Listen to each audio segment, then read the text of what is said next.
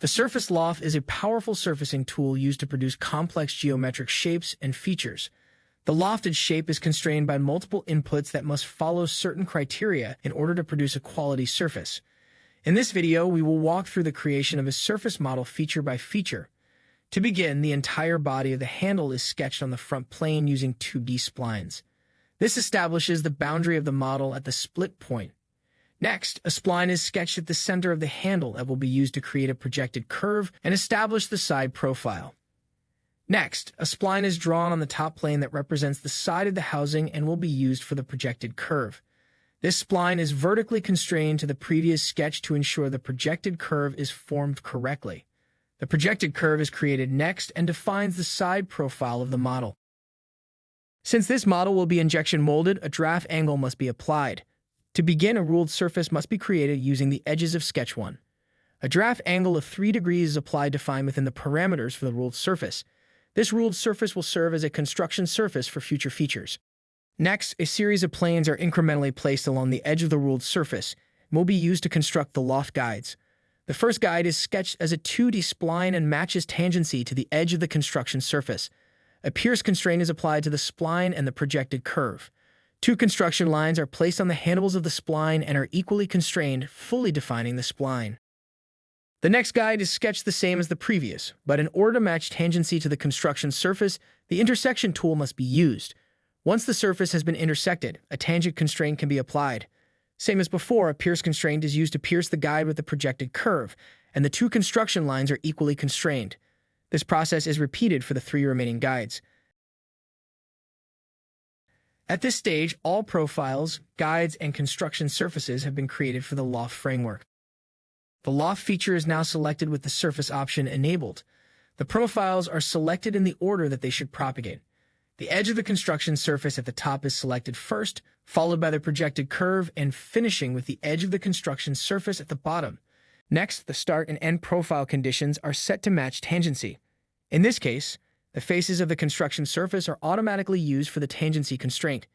In more complex lofts, the adjacent faces for the tangency constraint may be manually specified for finer control of the loft feature. The primary constraints for the loft have now been selected. Next, the guides are applied by selecting the 5 splines created in the previous stage. The lofted surface is now complete. The end of the handle is still open and can be closed by using the Fill Surface feature. The Fill Surface feature is selected from the featured toolbar. The first selection is the edge of the construction surface with tangent continuity. The second selection is the edge of the lofted surface with a continuity of curvature. In the merge scope, the lofted surface is added to the filled surface, not the construction surface. At this stage, the first half of the model is complete. Before continuing, a few steps should be taken to ensure manufacturability and analyze the surface for any imperfections. Zebra stripes are enabled to closely inspect the surface. The surface shows smooth transitions into one another without any imperfections, indicating a quality surface. If any adjustments are required, ISO curves and match connections can help diagnose and adjust the surface. ISO curves can be applied to the faces and the number of curves adjusted to help visualize the quality of the surface. Matching connections controls the twist of a loft. To use this option, check Match Connections and select a point or vertex on each profile that should align with each other.